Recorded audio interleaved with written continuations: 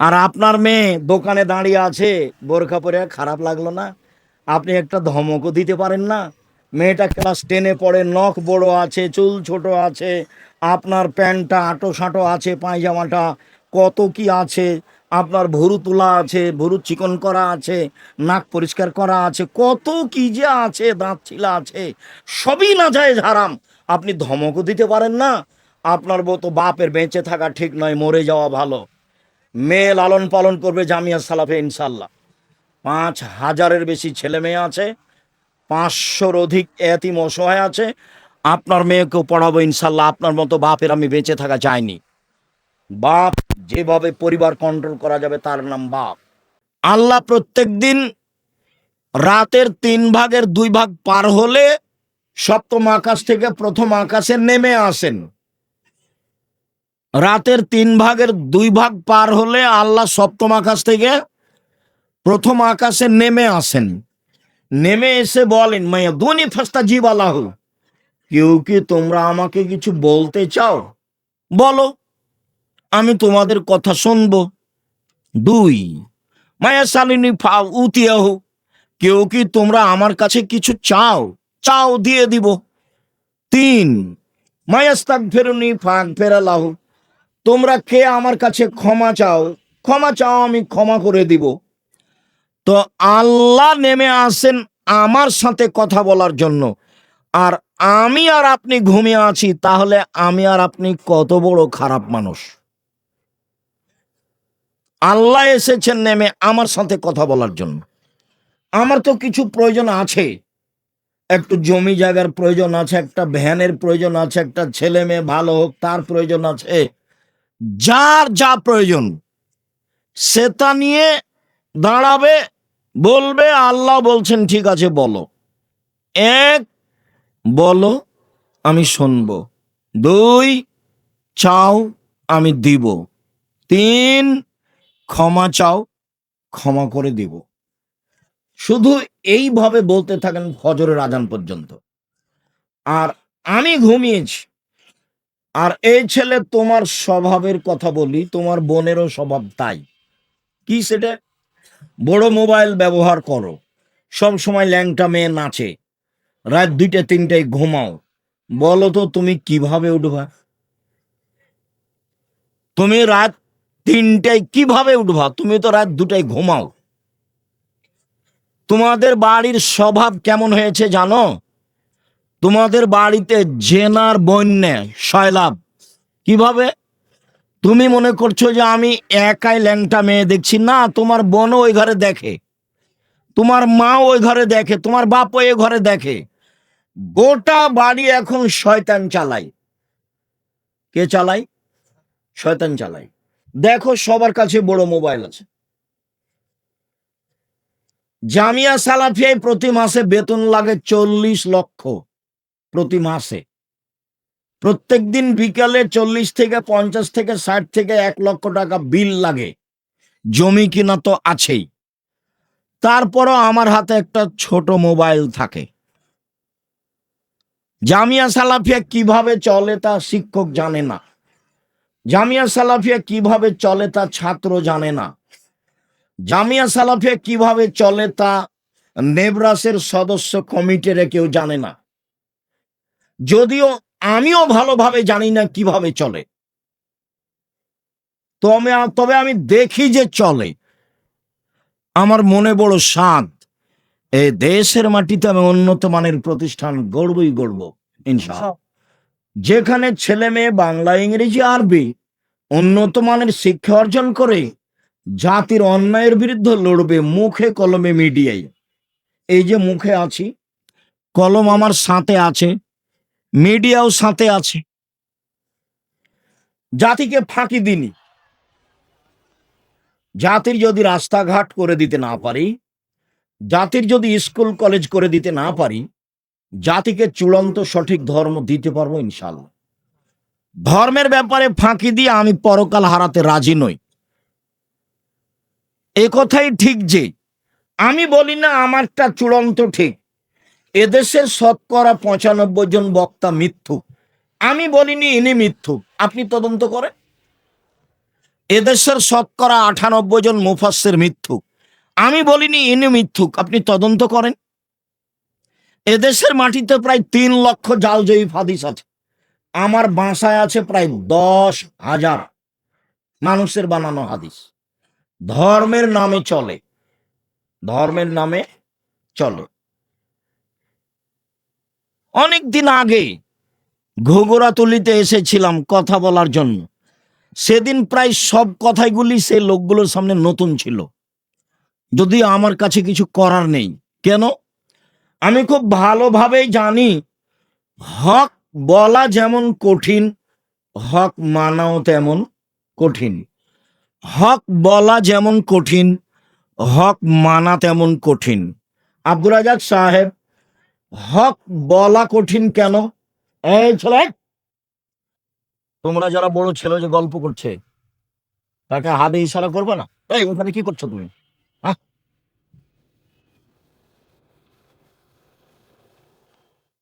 সম্মানিত দিনী ভাই বোন, হক বলা কঠিন কেন? সব আরবি ভাষায় লেখা আছে। মিথ্যা হাদিসগুলি কোন ভাষায় লেখা আছে? আরবি ভাষায় লেখা আছে। সেইগুলো তদন্ত করে বলা কঠিন, এই জন্য হক বলা কঠিন। হক মানা কঠিন কেন? চলন্ত ধর্মের সাথে হকের মিল নেই। চলন্ত ধর্মের সাথে চূড়ান্ত ধর্মের মিল নেই। তো যখনই হক বলা হবে তখন মানুষ সহজে মানবে না, বলবে এটা আবার কেমন কথা, 14 গোষ্ঠী থেকে করে আসছি আর আজকে বলছে চলবে না। তো হলো, এই জন্য চলে না, কঠিন। লাশটাকে সামনে রেখে সবাই বক্তব্য দিচ্ছে, এমপি, মন্ত্রী, চেয়ারম্যান, মেম্বার সবাই বক্তব্য দিচ্ছে। তা আমি বলেছি শুধু ঋণের কথা বলা যাবে, আর কিছু চলবে না। এটা হলো চূড়ান্ত হক। আর সবাই কথা বলবে এটা চূড়ান্ত মিথ্যে। যান যায় যায়, মরে মরে, তার পাশে বলতে হবে লা ইলাহা ইল্লাল্লাহ, বাস। কেন? কারো যদি শেষ কথাটা লা ইলাহা ইল্লাল্লাহ হয় তাহলে জান্নাতে চলে গেছে, তো বিশাল ব্যাপার। তো পাশে সবাই কোরআন মাজিদ পড়ছে, আবার সূরা ইয়াসিন পড়ছে, তো এটা তো মিথ্যা। কে ঠেকাবে? লোকটা মরার সাথে সাথে ওকে কেবলামুখী করছে। কেন করছে? মরার সাথে সাথে কাপড় দিয়ে ঢেকে দিতে হবে, সাদা কাপড় দিয়ে। তো কেবলামুখী করলো, কাপড় দিয়ে ঢেকে দিতে হবে, সত্য। কেবলামুখী করতে হবে, মিথ্যে। অজু দিয়ে গোসল দিতে হবে, সত্য। গোসলের পূর্বে পেট চেপে পেশাব পায়খানা বের করতে হবে, মিথ্যে, বিদাত, হারাম, কাবিরা গুনাহ। আবার নখ কাটতে হবে, আবার মোচ কাটতে হবে, আবার নিচের লোম পরিষ্কার করতে হবে। কত যে ফেতনা আছে। সালাম হলো আসসালামু আলাইকুম, পৃথক হওয়ার পূর্বেই পাপ ক্ষমা হয়ে যাবে, এটা হলো চূড়ান্ত সত্য। তো এখন সালাম হওয়ার সময় দেখলাম 4 হাত লাগলো, এটাও তো নয়। আবার বুকে লাগালো, এটাও তো হয় না। আবার মুখে লাগালো, এটাও তো হয় না। আবার বাঁকা হলো, এটাও তো হয় না। আবার এরকম করলো, এটাও তো হয় না। হাঁটুতে সালাম দিল, সেটাও তো হয় না। পায়ে সালাম দিল, সেটাও তো হয় না। এক সালামে যে কত বেদাত আছে। আল্লাহর নবী বলছেন, পৃথিবীর মানুষ শুনে রেখো, এখনো মিম্বাদি আইম্মা এহাদুনা বেগায়রে হাদিয়াতি, আমার আদর্শ বাদ দিয়ে অন্য আদর্শ ধরে বলবে এটাই রাসূলের আদর্শ। আমার সুন্নাত ছেড়ে দিয়ে বলবে অন্য সুন্নাত ধরে নে, এটাই রাসূলের সুন্নাত। ওইসব মাওলানাদের দেখতে লাগবে মানুষ, ওদের অন্তর হলো শয়তানের অন্তর। হুজুরের অন্তরটা কেমন? শয়তানের। আমি এ কথা বলিনি, এ কথা কে বলছেন? মোহাম্মদ সাল্লাল্লাহু আলাইহি ওয়াসাল্লাম, হাদিস বুখারী মুসলিম। হুজুরকে দেখতে লাগে মানুষ, হুজুরের অন্তর হলো শয়তানের অন্তর। হুজুর একটু দমে না কেন? সব সময় খালি চাপে নওয়াজের ভাষাতে হাইনঠামো করে কেন? হাইনঠামো করে কেন? ধর্ম কি হুজুরের পৈতৃক সম্পত্তি, বাবার সম্পত্তি? দেখে বলবে, না হলে যারা জানে তাদের কাছে আশ্রয় নেবে। শুনুন, জাতির যদি রাস্তাঘাট করে দিতে না পারি, জাতির যদি স্কুল কলেজ করে দিতে না পারি, জাতিকে চূড়ান্ত সঠিক ধর্ম দিতে পারবো ইনশাআল্লাহ। ধর্মের ব্যাপারে জাতিকে ফাঁকি দিয়ে পরকাল হারাতে রাজি নই। আছি মুখে, আছি মিডিয়ায়, আছি কলমে, আছি শিক্ষা প্রতিষ্ঠানে।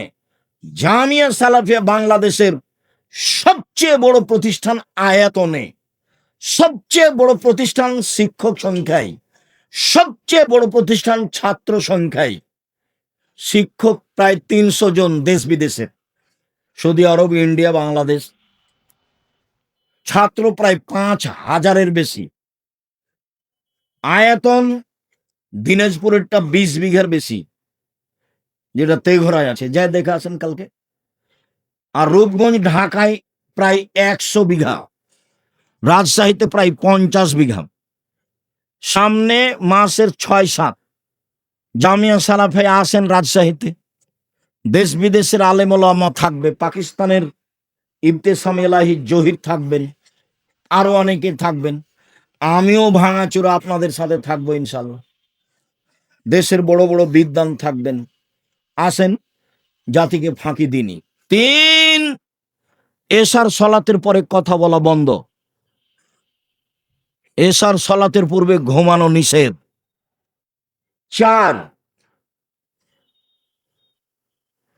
মান ওয়ালাদালাহু আলাদুন, কারো যদি ছেলে মেয়ে জন্ম নেয়, ফলিহিসান ইসমাহু, সুন্দর একটা নাম রাখতে হবে, হয় গুণবাচক আর নয় নবীদের নাম, ইব্রাহিম, ঈসা, মোসা, জাকারিয়া, এগুলো। আর না হলে গুণবাচক, আব্দুল্লাহ, আব্দুর রহমান, আব্দুর রহিম, আব্দুল সত্তার, আব্দুর রাজ্জাক, আব্দুল জব্বার। ওগুলো কি নাম রেখেছেন, নামটা শুনতে ঘৃণা লাগে। আবার ছেলে বলছে লম্বা করে, আবার বাপে বলছে যে ভালো নামটা বলো আব্বু, ভালো নামটা বলো। কত নিম্ন শ্রেণীর বাপ আর কত নিম্ন শ্রেণীর মা, ওরা ভালো নামটা বলে ডাকে না। এ বাপই নয়, এই ছেলে তুমি ওকে চাচা বলে ডাকিও। যেই বাপ তোমাকে বলে ভালো নামটা বলো আব্বু, ভালো নামটা বলো, ও বাপ নয় তোমার, ও হলো তোমার চাচা। আমার ওকে বাপ বলতে কষ্ট হয়, জন্ম দিতে পারলে বাপ হওয়া যায় না। ক্ষমতার নাম বাপ, নীতির নাম বাপ, প্রসাব করাতে পারলে মা হওয়া যায় না। নীতির নাম মা, বাচ্চাকে দুধ খাওয়াতে পারলে মা হওয়া যায় না। পাগলিও বাচ্চাকে দুধ খাওয়াতে পারে, পাগলিও বাচ্চাকে দুধ খাওয়াতে পারে। পাগলি জানে না বাচ্চার কোনটা ভালো নাম আর কোনটা মন্দ নাম। নাম আপনি দুটা রাখলেন কোন শরমে রাখলেন, কেন কেন আপনি রাখলেন? বাস একটা সুন্দর নাম রাখবেন ছোট করে, লম্বা 3 লাইন ধরে নাম রাখলেন। আপনার ছেলে কি কোনো বেদাতি হুজুর নাকি? বেদাতি হুজুরের 3 লাইন নাম নাম থাকে, দেখেন না, লম্বা হয়ে থাকে। অমুক পীরে অলি, পীরে কি গাউসে আজম বলতে বলতে কি যে বলছে। মানুষ যখন আমাকে চাপ দিয়ে বলেছে যে পরিচয় বলেন, তখন আমি বলেছি আমার নাম আব্দুর রাজ্জাক আর আমার বাপের নাম ইউসুফ। বাপ বেটা মিলে আব্দুর রাজ্জাক বিন ইউসুফ। এর চেয়ে আমি কোনোদিন বেশি বলিনি, প্রমাণ করেন দেখি। সম্মানিত দিনী ভাই বোন, সুন্দর নাম রাখতে হবে, বাপের জিম্মেদারি। ভালো মানুষ, পরহেজগার মানুষকে দিয়ে তাহানিক করে নিয়ে আসতে হবে। তাহানিক কি?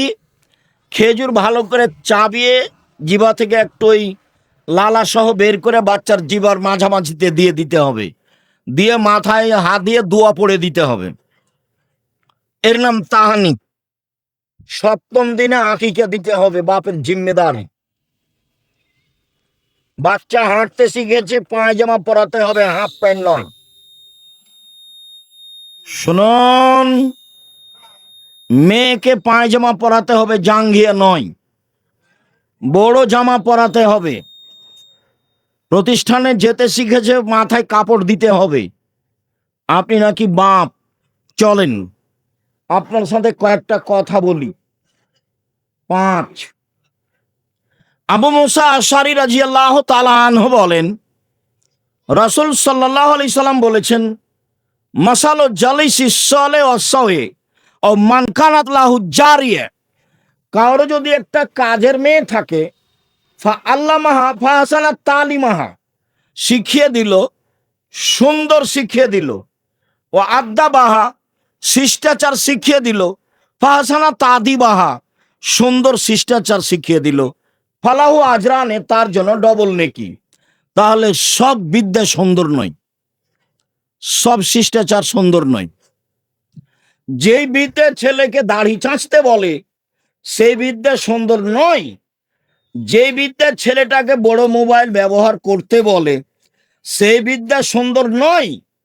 যেই বিদ্যা ছেলেটাকে টাকনোর নিচে প্যান্ট পরতে বলে সেইটা বিদ্যা নয়।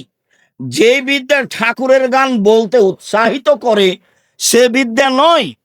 আপনার ছেলে দিয়ে জাতির কিছু হবে এটা আমি মনেও করি না। কেন? আপনি ভুল বুঝেছেন। কি বুঝেছেন? সবার চাপে ছেলে কম হয়েছিল দেরিতে, তো ছেলেটাকে পড়তে দিয়েছিলাম জামিয়া সালাফিয়ায় বা মেয়েটাকে, তো দাখিল পরীক্ষা দিয়ে ভালো রেজাল্ট করেছে, প্লাস পেয়েছে। তো চাচি বলছে স্কুলে দাও, ডাক্তার হবে ভালো। দাদিও বলছে স্কুলে দে বেটা, একটা ডাক্তার হবে ভালো, একটা মেয়ে মানুষের ডাক্তারের প্রয়োজন, বা একটা ইঞ্জিনিয়ার হবে। তো সবার চাপে ছেলেটাকে স্কুলে দিয়েছে। ইন্টার পরীক্ষার সময় 4 জন মাস্টার ছিল, বিশ্ববিদ্যালয়ে পরীক্ষার সময় সাবজেক্ট প্রতি একটা মাস্টার ছিল। যাক, আপনার কথা অনুপাতেও ডাক্তার হয়েছে, দেশে শিক্ষা অর্জন করে একটা ভালো ডাক্তার হয়েছে। এই ছেলে, এ ভালো ডাক্তার, এ হলো প্রতারক। কিভাবে বলেন আব্দুর রাজ্জাক সাহেব? যেই কোম্পানি টাকা দেয় তারই ওষুধ লিখে। তো তুমিও গেছো, তোমার বেটাও, আপনার ছেলেও গেছে, আপনিও গেছেন। চাঁপাইনবাবগঞ্জের ভাষায় আমও গেল, ছালাও গেল, কাঁদতে কাঁদতে 2 চোখও গেল। টাকা পয়সা খরচ করে কি করলেন? ও তো ধোঁকাবাজ, জাতির সাথে প্রতারণা করে। আর ইঞ্জিনিয়ার যদি হয় তাহলে ও চোর, টাকা মাইরে নেই। একটু দিনাজপুর রানীর বন্দরের লোকেরা বুকে হাত দিয়ে বলুক না কেউ আমার সামনে বক্তব্য শেষে, এই যে জাতির জন্য ছেলে মানুষ করেছি।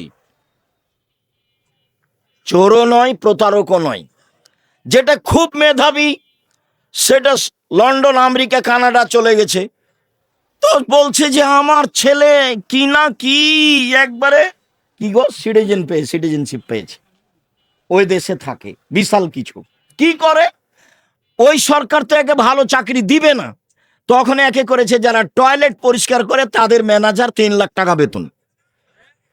তখন এও ভাবলো যে বেতন ভালো আছে, যাক যা হবে হবে, দেশে যে লাভ নাই। বা 5 লাখ টাকা, বলো এবার পড়ার ফলাফল কি? 1 মিনিট, এই ছেলেরা, তোমরা যারা নিজেকে মেধাবী মনে করছো, একটা কথা শোনাই, আমার বাস্তব। সেটা হলো এই, আমার বাম কানে কিছুদিন ওই চুলকাতো, খুব একটু একটু পানি আসতো। তো দিনাজপুর কান বিশেষজ্ঞ ডাক্তারের কাছে গেলাম, উনি বললেন অবস্থা ভালো নয়, ঔষধ দিল। ঢাকা মেডিকেল বড় ডাক্তারের কাছে গেলাম, বলছে যে কি যে হয়, ঔষধ দিল। রাজশাহী বড় ডাক্তারের কাছে গেলাম, বলছে মনে হচ্ছে যে পর্দা ফেটে গেছে, ঔষধ দিল। 6 মাস বছর পার হচ্ছে। তো একদিন আমি কলকাতা গেলাম প্রোগ্রামের জন্য, মনে হয় এখান থেকে যেদিন যাই সেদিনই হতে পারে। তো বললাম যে শোনো, চলো মেডিকেলে চলো, আগে কানটা দেখাই। তো সিরিয়াল করে আমি গেলাম, ডাক্তার একটু এভাবে দেখেই সরে বসছে। তো আমি বলছি হাজরাত যারা মেহরবানি কারকে দোবারা দেখতে, মানে ও যেভাবে দেখেছে তাতে আমাকে ভালো লাগেনি। তা আমি অনুরোধ করে বলছি আর একবার দেখতেন। তো হেসে উঠেছে, হেসে উঠে বলছে 2 দাওয়া লিখ दिया, कभी नहीं होगा, अगर हो ही जाए तो दूसरे को इस्तेमाल करना पहले को नहीं। বাস ভালো হয়ে যাবে, আর কোনোদিন হবে না। যদি হয় তাহলে দ্বিতীয় ওষুধটা ব্যবহার করিয়ে প্রথমটা নয়। 3 দিন পার হয়নি, ভালো হয়ে গেছে, আলহামদুলিল্লাহ। আমি কি বলি তোমাকে, আমার বাস্তব অভিজ্ঞতা বললাম। তোমার বাপ মা ভুল বুঝেছে, তুমি কিছু করতে পারবা না, জাতির ব্যবসা করে খাও।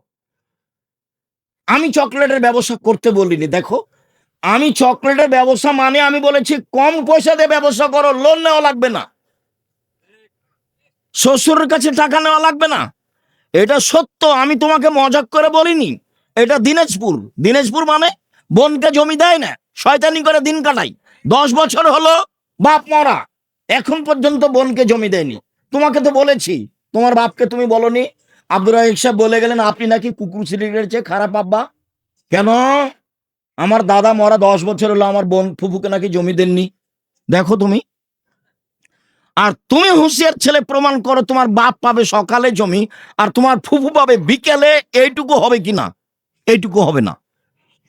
তোমার বাপ যখন পেয়েছে তোমার ফুফুও তখন পাবে। বলো 10 বছরের জবাব কি হবে? তোমার বাপ তো কুকুর সিরিয়ালের চেয়ে খারাপ, তুমি তার চেয়ে খারাপ কিভাবে? তুমি যৌতুক নিলে কেন? যৌতুক নিবে কেন? ভিক্ষা করে খাবা। তো বহুদিন থেকে বলছি, আরে ভিক্ষা করে খাবা কেন? দিন মজুরি করে খাবা। দিন মজুরি করে খাবা কেন? ব্যবসা করে খাবা। আল্লাহ রসুল বললেন উপার্জনের 4টা পথ। যে যেখানে আছেন কষ্ট হলে এক খেলে চেয়ে থাকবেন। আমি লম্বা সময় করব তা নয়। 1 দিন মজুরি, আল্লাহ নবী বলেন সন্ধ্যায় টাকা শেষ হবে। 2 ব্যবসা, 2 চাকরি, 25 দিনে টাকা শেষ হবে সাধারণত। 3 জমি চাষ, সমান সমান না হলে লস। 4 ব্যবসা। তখন আল্লাহ নবী বলছেন সত্যবাদী বিশ্বস্ত ব্যবসায়ীরা নবীর সাথে থাকবে জান্নাতে।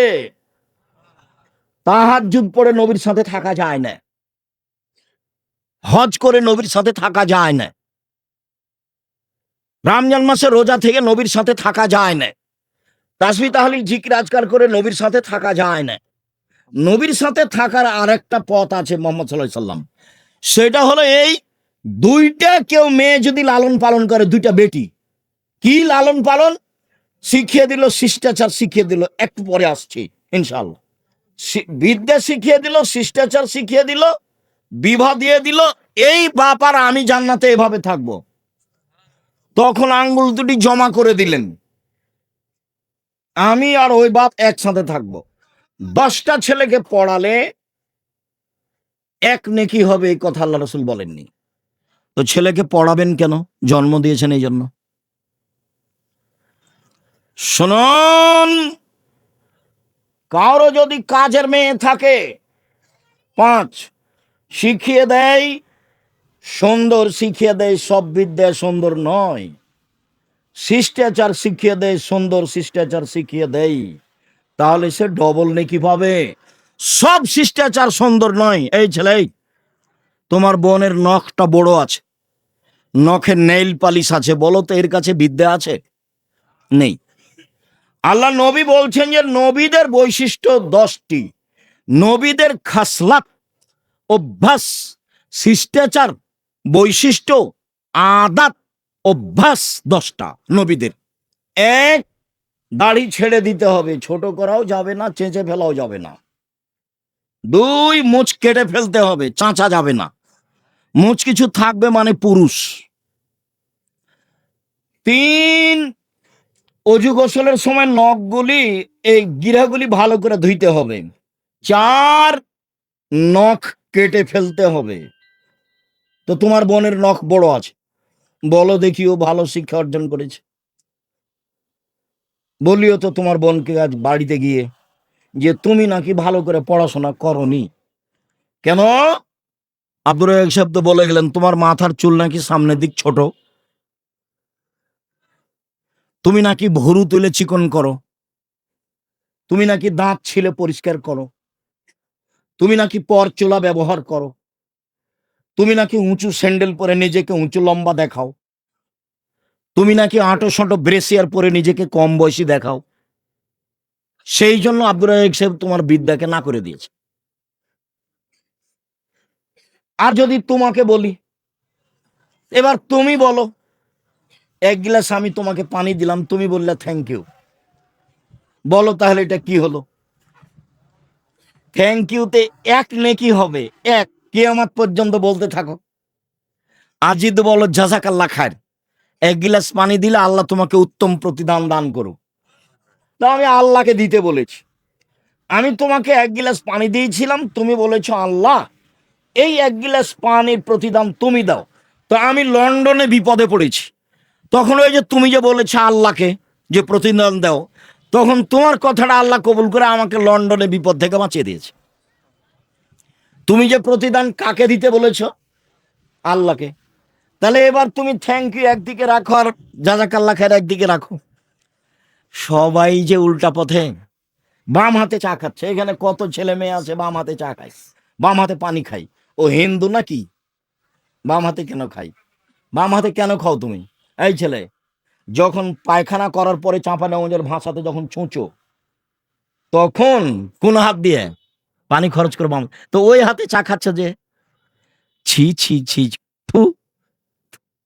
এই বিদ্যা কি করবে? এটা বিদ্যা নয়। আল্লাহ রাসূল বলছেন যে শিষ্টাচার শিখালো, সুন্দর শিষ্টাচার শিখালো। সব শিষ্টাচার সুন্দর নয়। সম্মানিত দিনী ভাই ও বোন, পারিবারিক কথা 6। আবু হুরায়রা রাদিয়াল্লাহু তাআলা আনহু বলেন, রাসূল সাল্লাল্লাহু আলাইহি সাল্লাম বলেছেন, কুল্লু নাফসিন মিন বানি আদম, আদম সন্তানের সবাই দায়িত্বশীল। অর রাজুল সাইয়্যিদ ফি আহলিহি, বাপ হলো বাড়ির কর্তা, বাড়ির দায়িত্বশীল। বাড়ির স্ত্রী, ছেলে মেয়ে, এদের সবার জবাব তাকে দিতে হবে। বিদ্যা ভালো হতে হবে, শিষ্টাচার ভালো হতে হবে, তাহলে আপনি বাঁচতে পারবেন, অন্যথায় আপনি টিকতে পারবেন না। 2, আল মারাতু সাইয়্যিদা ফি বাইতি যাওজিহা ওয়া ওয়ালাদিহি, আপনার মা এই বাড়ির দায়িত্বশীলা, তার ছেলের জন্য, তার মেয়ের জন্য, তার বৌমার জন্য, তার স্বামীর জন্য। স্বামীর অর্থ সম্পদ দেখে রাখতে হবে, ছেলে মেয়ের দেখাশোনা করতে হবে। তার নাম মা, কাছাকাছি। জাবের বলেন, যেটা সব সময় বলি, জাবের রাদিয়াল্লাহু তাআলা আনহু বলেন, আমরা সফর থেকে আসছিলাম, আল্লাহর নবী বললেন, মদিনায় তোমরা এখানে থাকো, সকালে বাড়ি যাব। আমি জাবের বললাম, আল্লাহর নবী, আমি নতুন বিবাহ করেছি, আমাকে বাড়ি যেতে অনুমতি দেন। আল্লাহ নবী বললেন, নতুন বিবাহ করেছ? কুমারী মেয়ে বিবাহ করেছো না তালাক প্রাপ্তা মেয়ে বিবাহ করেছো? তো জাবের বললেন যে তালাক প্রাপ্তা মেয়ে বিবাহ করেছি। তা আল্লাহ রাসূল বললেন, কুমারী মেয়ে কেন বিবাহ করলে না? তুমি তার সাথে খেলতে, ও তোমার সাথে খেলতো। আল্লাহ রাসূল এই কথা বলছেন, এখন বলছেন শুনলাম, তার 13 জন স্ত্রীর 12 জনই 2বার 3বার বিবাহ হয়েছে। তার মধ্যে যেটা সবচেয়ে দামি স্ত্রী, তার মুহাম্মদ সাল্লাল্লাহু আলাইহি সাল্লাম হলেন তার 3 নম্বর স্বামী। বলেন তো তিনি কে? খাদিজা রাদিয়াল্লাহু। 2 জন স্বামী আগে পার হয়ে গেছে। ইনি হলেন সবচেয়ে দামি মহিলা পৃথিবীতে। আব্দুর রাজ্জাক সাহেব, থামেন থামেন থামেন। আপনার মুখে বহুদিন শুনেছি সবচেয়ে দামি মহিলা আয়েশা। হ্যাঁ, কথা ঠিক। আয়েশা রাদিয়াল্লাহু তাআলা আনহার ব্যাপার আল্লাহ রাসূল বললেন যে বড় বড় বড় বড় জান্নাত পাবে পুরুষেরা, কিন্তু মহিলারা তেমন বড় জান্নাত পাবে না। 1, ফেরাউনের স্ত্রী আসিয়া পাবে বড় জান্নাত। 2, ইমরানের মেয়ে মারিয়াম পাবে বড় জান্নাত। 3, আয়েশার সম্মান সকল মহিলার উপরে, সারিদ খাদ্য যেমন সকল খাদ্যের উপরে। গোস্তের ঝোলে রুটি ভিজালে তাকে সারিদ বলে। এই ছেলে, কষ্ট হলে কিছুক্ষণ অপেক্ষা করো, কাছাকাছি চলে এসেছি। আমি বুঝতে পারছি পরিবেশ অনুকূলের নয়, এটা আমিও বুঝি। তোমাকে আমি ঘন্টার ঘন্টা বেকায়দায় ফেলে রাখবো, এটা আমি চাইনি। সম্মানিত দিনী ভাই বোন, রাসূল সাল্লাল্লাহু আলাইহি ওয়াসাল্লাম বললেন, আয়েশার সম্মান সকল মহিলার উপরে। সারিদ খাদ্য যেমন গোস্তের ঝোলে রুটি ভিজালে সারিদ হয়, তেমন সব খাদ্যের উপরে। এবার আয়েশা দেখেন, এবার খাদিজা। জিবরাইল আলাইহিস সালাম বলছেন মুহাম্মদ সাল্লাল্লাহু আলাইহি ওয়াসাল্লাম, ওই যে খাদিজা, ওই যে খাদিজা আসছে। ওর হাতে একটা পাত্র আছে, তাতে আছে তরকারি, তাতে আছে খাদ্য, তাতে আছে তরকারি, তাতে আছে খাদ্য। খাদিজা যখন আপনার কাছে আসবে তখন 3টা কথা বলবেন। 1, ফাকরা আলাইহা সালাম আমিন রাব্বিহা, তাকে বলেন, খাদিজা আল্লাহ তোমাকে সালাম দিয়েছে। নেন এবার। 2, খাদিজা, জিবরাইল তোমাকে সালাম দিয়েছে। নেন এবার। 3, খাদিজা, তোমার জন্য জান্নাতে একটা হীরা মুক্তা মাণিক্য দিয়ে ঘর বানানো হয়েছে, যেখানে কোনো হইচই নেই, যেখানে কোনো কষ্ট ক্লেশ নেই, হীরা মুক্তা মাণিক্য দিয়ে। পৃথিবীর দামি মহিলা ফেরাউনের স্ত্রী, ফেরাউনের স্ত্রী বলছেন, রব্বি ইবনিল্লাকা বাইতান ফিল জান্নাহ, আমার জন্য তোমার কাছে জান্নাতে একটা ঘর বানাও। এ কথা আসিয়া বলেন ফেরাউনের স্ত্রী। আর জিবরাইল এসে বলছেন যে খাদিজাকে বলেন যে আপনার জন্য জান্নাতে একটা ঘর বানানো হয়েছে। এবার সমান করেন তো দেখি। আমি মনে হয় বুঝাতে পারিনি। হাদিস বুখারী মুসলিম। আবার বলবো নাকি? আবার বলি। জিবরাইল আমাদের নবীর কাছে এসেছেন, এসে বলছেন ওই যে ওই যে ওই যে ওই যে খাদিজা আসছে, ওই যে খাদিজা আসছে। খাদিজার হাতে একটা বাটি আছে, ওতে আছে খাদ্য, ওতে আছে তরকারি, আপনার জন্য নিয়ে আসছে। ঠিক আছে, আসুক। আসলে আপনি তাকে 3টা কথা বলবেন। 1, খাদিজা, আল্লাহ তোমাকে সালাম দিয়েছে। 2, খাদিজা, জিবরাইল তোমাকে সালাম দিয়েছে। 3, খাদিজা, তোমার জন্য জান্নাতে একটা ঘর বানানো হয়েছে হীরা মুক্তা মাণিক্য দিয়ে, যেখানে কোনো হইচই নেই। এবার তাহলে কাকে তার পাশে দাঁড় করাবেন? আল্লাহ নবী বলছেন, আয়েশা, শোনো শোনো শোনো, আয়েশা, জিবরাইল তোমাকে সালাম দিল, জিবরাইল সালাম দিল। তখন আয়েশা রাদিয়াল্লাহু আনহা বলছেন, ওয়ালাইহিস সালাম ওয়া রাহমাতুল্লাহি ওয়া বারাকাতুহু, জিবরাইল কো সালাম, তার উপরে শান্তি। আরে আপনি তো দেখতে পান, আমি তো দেখতে পাই না, জিবরাইল কোথায়? আরে আপনি তো দেখতে পান, আমি তো দেখতে পাই না, জিবরাইল কোথায়? এক বিছানে 3 জন, এক ল্যাপের নিচে 3 জন। আয়েশা রাদিয়াল্লাহু আনহা, জিবরাইল আলাইহিস সালাম, মুহাম্মদ সাল্লাল্লাহু আলাইহি সাল্লাম, এক ল্যাপের নিচে 3 জন। তো আয়েশাকে আল্লাহ রাসূল বললেন জিবরাইল তোমাকে সালাম দিয়েছে। তো আল্লাহ নবী কি বললেন যে আয়েশা, আল্লাহ তোমাকে সালাম দিয়েছে? না, তফাৎ বুঝাতে পারলাম না। আল্লাহ আয়েশাকে সালাম দেননি। আয়েশা কাকে সালাম, আল্লাহ কাকে সালাম দিয়েছেন? খাদিজাকে। তার এবার সমান করেন দেখি। তো আমি চেয়েছি আপনি আমার দিনী বোন, একটু আয়েশা খাদিজার মতো হবেন। তো কোন শরমে আপনি দোকানে দাঁড়িয়ে জিনিস কিনছেন? ছি ছি ছি ছি ছি ছি ছি। আপনার একটু ইতস্তবোধ হয় না? আপনাকে একটু খারাপ লাগে না? অথচ আপনার গায়ে বোরখাও আছে। ছি, নাউযুবিল্লাহি মিন যালিক। লা হাওলা ওয়ালা কুওয়াতা ইল্লা বিল্লাহ। লা ইলাহা ইল্লা আনতা সুবহানাকা ইন্নী কুনতু মিনাজ জালিমিন। আল্লাহ তুমি বাঁচাও। জাবের তালাক প্রাপ্তা মেয়ে বিবাহ করলে কেন? শুনেন, আমার আব্বা শহীদ হয়েছেন উহুদের যুদ্ধে 9 জন মেয়ে রেখে। আমার 9 জন বোন আছে, এদের সমবয়সের, কম বয়সের, কম বুদ্ধির মেয়েকে আমি বিবাহ করতে চাইনি 4টা কারণে। শুনুন, আমার আব্বা শহীদ হয়েছেন উহুদের যুদ্ধে, 9 জন মেয়ে রেখে আমার 9 জন বোন আছে। এদের বয়সের, কম বয়সের মেয়ে আমি বিবাহ করতে চাইনি 4টা কারণে।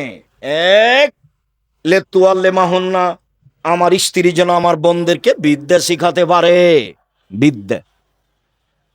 ছেলে মেয়ে আপনিও পড়াচ্ছেন, কিন্তু আপনি ঠকে গেছেন। জাতির জন্য পড়াতে হবে, নিজের জন্য নয়। টাকা ইনকাম করবে, এটা আপনার মাথায় আসলো কেন?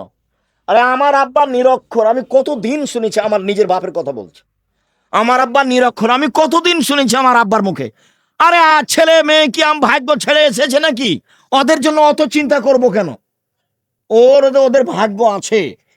তা আমাকে যখন বলতে লাগলো যে আপনার ছেলেরা ভালো, আব্দুল্লাহ, আব্দুর রহমান, আব্দুর রহিম, ওদেরকে একটু স্কুলে দেন না, তখন আমি বললাম যে সবার ছেলে তো স্কুলে পড়ে, আর স্কুলে যে কি করবে, এরা এই লাইনেই থাক। তো শিক্ষকের নাম্বার দিয়েছে 101। তা আমি বলছি হুজুর এভাবে দিলেন যে, আব্দুল সামাদ সালাম 101 দিলেন যে। আরে শোনো আব্দুর রাজাক, জীবনে কত খাতা দেখলাম, তো 100 দিয়েছি। তো আমাকে এটা তার চেয়ে ভালো লেগেছে, তখন আমি কোনো পদঘাট না পেয়ে 101 করে দিচ্ছি। তো জাতির জন্য ছেলে মানুষ করেন, নিজের জন্য কেন? নিজের জন্য করলে ও কোম্পানির ওষুধ লিখবে, ও জানে যে এর চেয়ে ভালো ওষুধ আছে। কি করবেন এই ছেলে দিয়ে? আর বেটি ছেলে হলো তার সহযোগী। বেটি ছেলে ভাষা বুঝেন না, মেয়ে মানুষ বুঝেন তো। ডাক্তারের সহযোগী কে? মেয়ে মানুষ। কেন দেশে ছেলে মানুষ নাই? ডাক্তার সাহেব আপনি মনে কিছু নিয়েন না, আপনাকে আমি ভালোবাসি। ব্যতিক্রম দুই একজন হবে না এটা নয়, দুই একজন হবেই। আমি তো সারা জীবন বলে আসলাম 90 সাল থেকে আমি কোনোদিন পথ খরচ চাইনি, পাথেও চাইনি। তো এমন তো সবাই বলে না, বলে কি? কারো মুখে আমি শুনিনি যে ওইও বলছে আমি কোনোদিন জীবনে পথ খরচ চাইনি। আমাকে যদি কেউ পথ খরচ দিতে চেয়েছে জোর করে, আমি তো আপনার প্রোগ্রামই করব না। আমার জীবনে কোনোদিন আমাকে কোনো এমপি মন্ত্রী বা কোনো চেয়ারম্যান সভাপতি সেক্রেটারির নত হয়ে কথা বলা লাগেনি। ওটা আমার জীবনে ওই পাতাই নাই, ওই পাতা আমি ছিঁড়ে দিয়েছি। খুব সম্মান সহকারে জাতির সামনে দিন নিয়ে আস, এবং মনে বড় আছে, সাহস আছে। আম গাছে জাম ধরতে পারে, ধরে না। অমাবস্যার রাতে চাঁদ উঠতে পারে, উঠে না। সোঁয়ের ছিদ্র দিয়ে লাঙ্গলের ফল ঢুকতে পারে, ঢোকে না। সোঁয়ের ছিদ্র দিয়ে লাঙ্গলের ফল ঢুকে যেতে পারে। আম গাছে জাম ধরে যেতে পারে, অমাবস্যার রাতে চাঁদ উঠে যেতে পারে। আমি যেই কথা বলছি এতে সন্দেহ আছে বলে কিয়ামত পর্যন্ত চেষ্টা করলে সরিষা ঢোকানো যাবে না। তার নাম বুখারী মুসলিম। জাবের, আমার 9 জন বোন আছে, আমি বেশি বয়সের মেয়ে বিবাহ করেছি। 1, আমার বোনকে বিদ্যা শিখিয়ে দিবে। 2, বলে তুয়ার দেবা হন না, আমার বোনদেরকে শিষ্টাচার শিখাবে। এই ছেলে, সব শিষ্টাচার সুন্দর নয়। বগলের লুম উঠিয়ে ফেলতে হবে, বেলেট দিয়ে কাটা যাবে না। নিচের লুম পরিষ্কার করতে হবে, ঊর্ধ্বে টাইম 40 দিন। শিষ্টাচার। ডান পায়ের জুতা আগে পড়তে হবে, শিষ্টাচার। বাম পায়ের জুতা আগে খুলতে হবে, শিষ্টাচার। ডান কাতে শুইতে হবে, শিষ্টাচার। দোয়া পড়ে শুইতে হবে, শিষ্টাচার। দোয়া পড়ে উঠতে হবে, শিষ্টাচার। ডান হাতে খেতে হবে, শিষ্টাচার। পাশ থেকে খেতে হবে, শিষ্টাচার। বিসমিল্লাহ বলতে হবে, শিষ্টাচার। শিষ্টাচার দিয়ে ধর্ম ভর্তি। 1 গ্লাস পানি পান করলে কয়টা শিষ্টাচার লাগে? 5টা। শুনুন শিষ্টাচারের কাছে। এই ছেলে শোনো, তোমার আম্মাকে নিয়ে একটা কথা বলি। কাছাকাছি চলে এসেছি, কষ্ট নিও না। এবার শুধু তোমার আম্মার সাথে কথা বলছি, তুমি তোমার আম্মাকে বলে দিও। জাবের রাদিয়াল্লাহু তাআলা আনহু বলেন, রাসূল সাল্লাল্লাহু আলাইহি সাল্লাম বলেছেন যে আমসাইতুম কুফফু সিবিয়ানাকুম, সন্ধ্যার সময় বাচ্চাদেরকে ছাদের উপরে নিয়ে যায় না, উঠানে আঙিনায় নিয়ে যায় না। শয়তান ছড়িয়ে পড়েছে, শয়তানের বদনজর লাগবে। বাচ্চা রাতে কাঁদবে, কান্নাকাটি করবে, ছাদ থেকে উপরে ধাক্কা দিয়ে ফেলে দিবে। আল্লাহ নবী বলছে। 1, বাচ্চা, ছোট বাচ্চাকে কোথায় নিয়ে যাওয়া হবে না সন্ধ্যার সময়? বাহিরে, ছাদে, উঠানে, আগ্নেয়, খুলিতে, চত্বরে নিয়ে যাওয়া যাবে না, নিষেধ। 2, অগুল্লে কলা বধ করুল্লাহ, দরজা বন্ধ করো, বিসমিল্লাহ বলো। জ্বালানা বন্ধ করো, বিসমিল্লাহ বলো। তোমার আম্মাকে বলো দেখি, আম্মা কয়দিন বিসমিল্লাহ বলেছেন? দেখি তোমার আম্মা কি বলে। রাসূল সাল্লাল্লাহু আলাইহি সাল্লাম বলেন, ও কুকেরা বা কুমাজকুরুল্লাহ, দুধের পাতিল, আটার পাতিল, খাদ্যের পাতিল, চাউলের পাত্র সব ঢেকে রাখো, বিসমিল্লাহ বলো। অখাম্মের আনিয়া থাকুন, তরকারির পাতিল যা কিছু আছে, খাদ্যদ্রব্য যে খানা রেডি আছে, এগুলো ঢাকো, বিসমিল্লাহ বলো। দুধের বালতিটা ঢাকার জন্য কিছুই যদি না পাও, তাহলে আল্লাহ রাসূল বলছেন যে বিসমিল্লাহ বলে একটা খড়ি দুধের বালতিটার উপরে রেখে দাও, এখানে আর কোনো ক্ষতি ঢুকতে পারবে না, শয়তান ঢুকতে পারবে না। গরিব মানুষ, বাহির দরজাতে কিছু নাই, খালি পর্দাটা দেওয়া আছে, দরজা নেই। আপনার স্ত্রী ঘুমানোর সময় বিসমিল্লাহ বলে একটা ছোট কাঠ খড়ি কাগজ রেখে দিবে। আল্লাহ রাসূল বলছেন ভোর পর্যন্ত শয়তান এটা দিয়ে ঢুকতে পারবে না। কেন? কেন তিনি বলছেন? শোনো, ওয়াকফাউসের আজাক মজকুরুল্লাহ, ঘুমানোর সময় ল্যাম্প, বাতি, বাল্ব সব অফ করো, নইলে বাড়িতে রাতে আগুন লাগতে পারে, নইলে বাড়িতে আগুন লেগে যেতে পারে। কথা আল্লাহর নবী বলছেন, আমি বলিনি, বুখারী মুসলিম। তিনি বলছেন রাতে কতগুলি বালা মুসিবত চলতে থাকে, যেই খাদ্য খোলা থাকে বালা মুসিবত তাতে ঢুকে যায়, সকালে যে খাবে তারই রোগ ব্যাধি হবে। ভুলেও কোনোদিন বাজারের জিলাপি খাবা না যেটা খোলা আছে। এই যে এখন দেখো খোলা আছে, তুমি খাও, আমি তো খাই না। তুমি তো ধর্ম জানে না, তোমার মা জানে না, তোমার বাপ জানে না। তোমার মা মনে করছে বিবাহ হয়েছে, স্বামীর কাছে এসেছি তাই ছেলে হয়েছে, তাই আমি মা। কই তোমার মা নিষেধ করেনি তো, তুমি জিলাপি খাও কেন? ওই যে খোলা মাঠে পড়ে আছে। নিষেধ কে করেছেন? মোহাম্মদ সাল্লাল্লাহু আলাইহি সাল্লাম। কে করেছেন? মোহাম্মদ সাল্লাল্লাহু আলাইহি সাল্লাম। কেন করেছেন? চার, বলে তাকুমু আলাইহিন্না, আমার স্ত্রী আমার বোনদেরকে পাহারা দিবে। মা মানে এক, বিদ্যা শিখিয়ে দিবে। মা মানে দুই, শিষ্টাচার শিখিয়ে দিবে। তিন, বাচ্চাকে পরিপাটি করে সাজগোজ করে রাখবে। চার, বাচ্চাকে পাহারা দিবে। এর নাম মা, শিষ্টাচার। রাসূল সাল্লাল্লাহু আলাইহি সাল্লাম বলেন, কারো যদি তিনটা মেয়ে থাকে, এক, বিদ্যা শিখিয়ে দেয়। দুই, শিষ্টাচার শিখিয়ে দেয়। তিন, বিবাহ শাদী দিয়ে দেয়। চার, আহসানা ইলাইহিন্না, তার সাথে ভালো আচরণ করে, তাহলে মেয়ে তিনটি বিচারের মাঠে বাপকে জান্নাতে নিয়ে যাওয়ার জন্য জাহান্নাম থেকে অন্তরাল হবে। ওইদিকে জাহান্নাম, এদিকে বাপ, আর মধ্যে মেয়েরা একেবারে বেঁকে যাবে। আমার বাপকে জান্নাতে দিতে হবে আগে, তারপরে কোনো কথাই নাই। আল্লাহর সামনে তারা বলবে কোনো কথাই নাই, আমার বাপকে আগে জান্নাতে দিতে হবে, তারপরে কোনো কথা। কোন বাপ? এক, বিদ্যা শিখালো। দুই, শিষ্টাচার শিখালো। তিন, বিবাহ শাদী দিয়ে দিল। চার, ভালো আচরণ করলো। আমি মনে হয় বোঝাতে পারি না ভালো করে। মেয়ের সাথে খাস্টা মেষ্টা করা হবে না। একটা মেয়ে হয়েছে, তখন স্বামী স্ত্রী বলা বলি করছে, স্বামী বলছে কি করবে, তার একটা ডিপিএস খুলো, একটা গরু কিনো, গাব। দুইটা হয়েছে, তখন দাদিরাও বলছে কি করবি ভাই, একটা কিছু কর। তিনটে যখন মেয়ে হয়েছে, তখন বলছে ভাই এ বউ চলবে না, বউ তালাক দে। দাদিও বলছে, নানিও বলছে। দেখেন কেমন হয়ে আছে ধর্ম, কারোর কাছে শিষ্টাচার নাই। এই ছেলে তুমি জাতির কি করতে পারো? জাতির তুমি কি করতে পারো? তুমি শুধু মোবাইল চালা শিখেছ আর জেনা করতে শিখেছ মোবাইলে। দুই চোখের জেলা হলো চোখ দিয়ে দেখা, দুই কানের জেলা হলো কান দিয়ে শোনা, হাতের জেনা হচ্ছে হাত দিয়ে ধরা, পায়ের জেনা হচ্ছে এই পথে চলা, অন্তরের জেনা হচ্ছে পরিকল্পনা করা, মুখের জেনা হচ্ছে মুখে কথা বলা। তুমি জানো কত মেয়ের সাথে মোবাইলে কত কথা বলো। আল্লাহর নবী বলছেন, আমার বড় ভয় আমার উম্মাত গোপন পাপে লিপ্ত হবে, এটা আমার ভয়। আমার বড় ভয় আমার মেয়ে গোপন পাপে লিপ্ত হবে, এটা আমার ভয়। কাছাকাছি চলে আসলাম, শেষে চলে আসলাম। অতীব গুরুত্বপূর্ণ বুখারী মুসলিমের হাদিস। এই হাদিস বলে আজকের মতো কথা শেষ করব। এক পায়ে দাঁড়িয়ে থাকবেন, নড়বেন না। প্রথম প্রস্তাব, ৬-৭ রাজশাহীতে যেতে হবে। বিশাল প্রতিষ্ঠান, দিনাজপুরের লোকের প্রতিষ্ঠান, পীরির বন্দরের মহিলা পুরুষের প্রতিষ্ঠান, রানীর বন্দরের মহিলা পুরুষের নিজস্ব প্রতিষ্ঠান।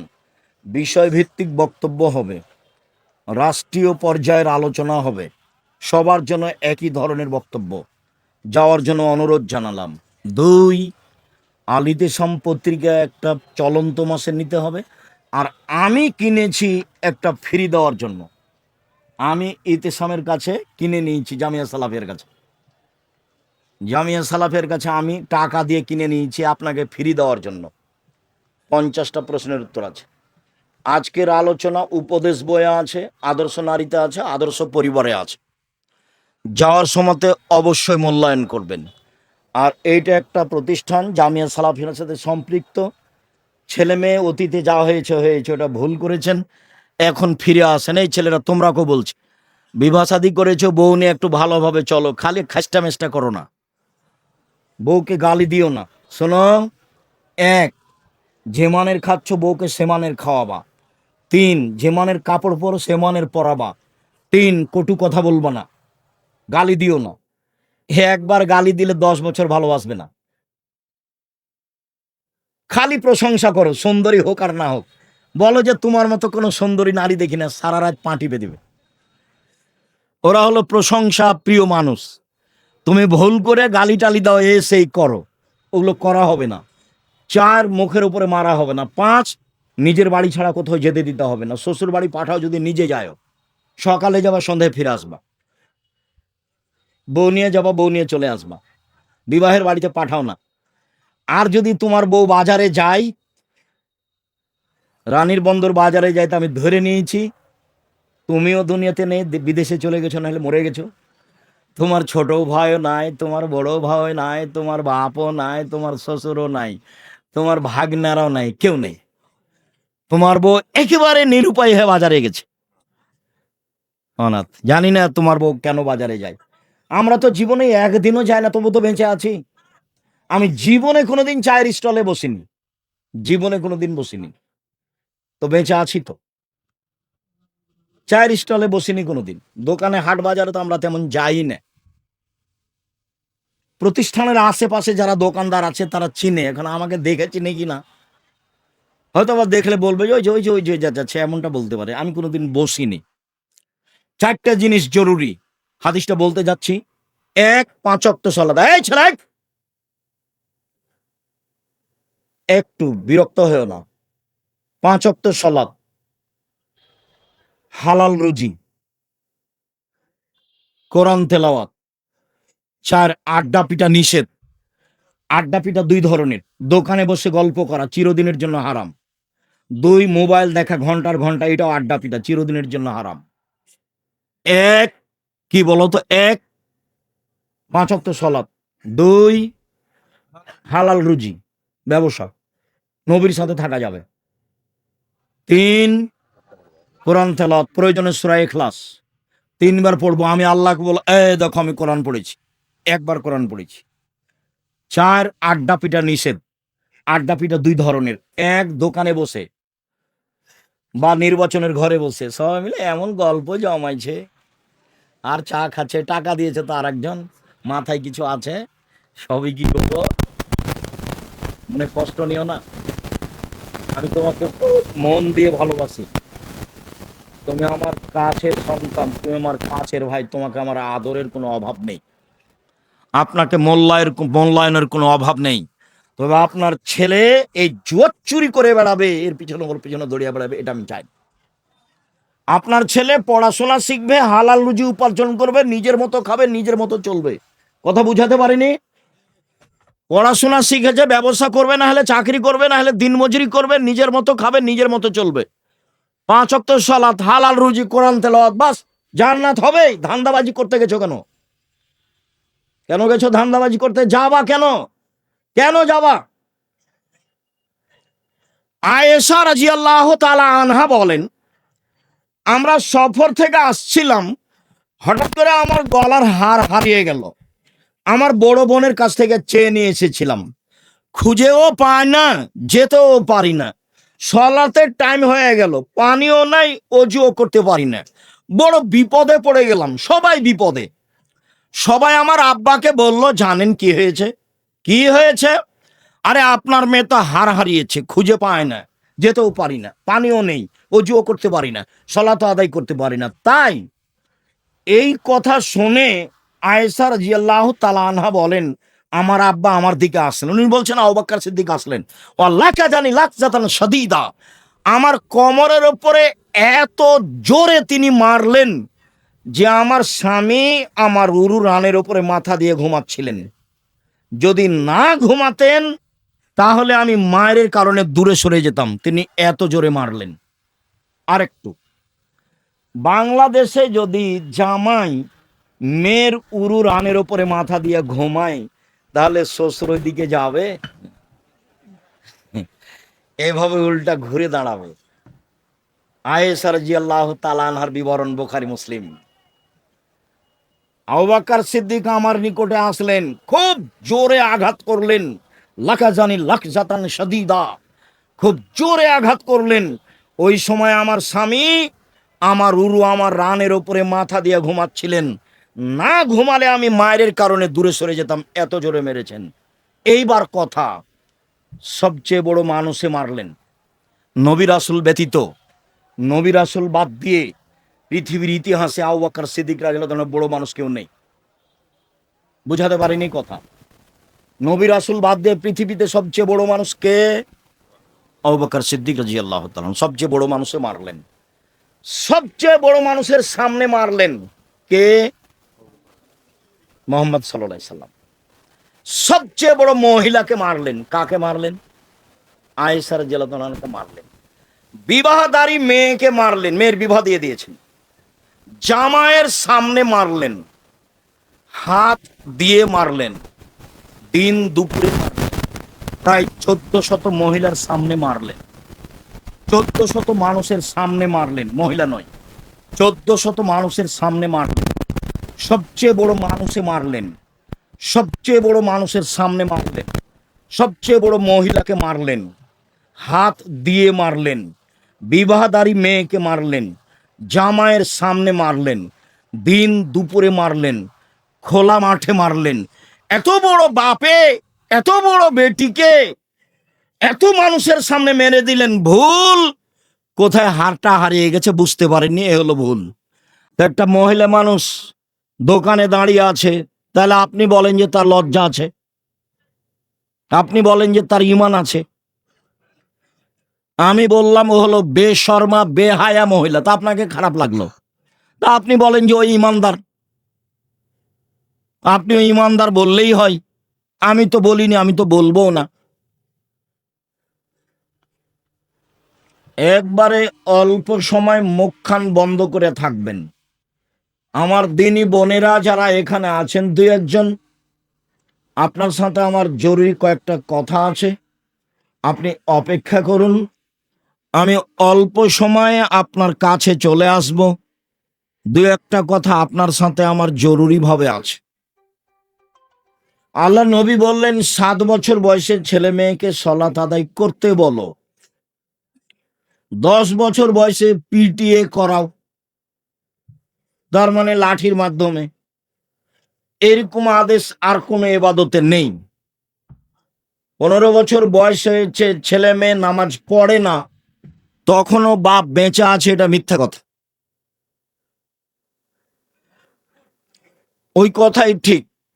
স্বামী নামাজ পড়ে, স্ত্রী পড়ে না, স্ত্রী পড়ে স্বামী পড়ে না, তখন বিবাহ কেটে গেছে, বিবাহ নেই, এমনিতেই সংসার চলছে।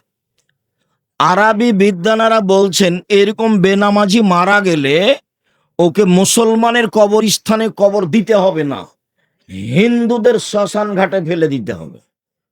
এখন আরবি বিদ্বানগণ বলছে তার নাম সলাত, তার নাম নামাজ। 3 একরাহুল কালামা বাদা লেশায়ে, একরাহুল নাওমা কাবলা লেশায়ে। পরিবারকে জাহান্নাম থেকে বাঁচার আজকের আলোচনায় 3 নাম্বার পথ, এশার সলাতের পরে ঘুমিয়ে যেতে হবে। এশার সলাতের আগে ঘুমানো নিষেধ, এশার সলাতের পরে ঘুমিয়ে যেতে হবে। এশার সলাতের আগে ঘুমানো নিষেধ। আল্লাহর নবী এশার সলাতের পরে কথা বলাকে ঘৃণা করতেন। একলাহুল কালামা বাদাল এশায়, এশার সলাতের পরে কথা বলা ঘৃণা করতেন। এশার সলাতের পূর্বে ঘুমিয়ে যাওয়া ঘৃণা করতেন। যে কোনো মূল্যে রাত 10টা হতে হতে ঘুমাতেই হবে। তাহলে আপনি রাত 3টায় উঠতে পারবেন, 4টায় উঠতে পারবেন। কেন উঠবেন?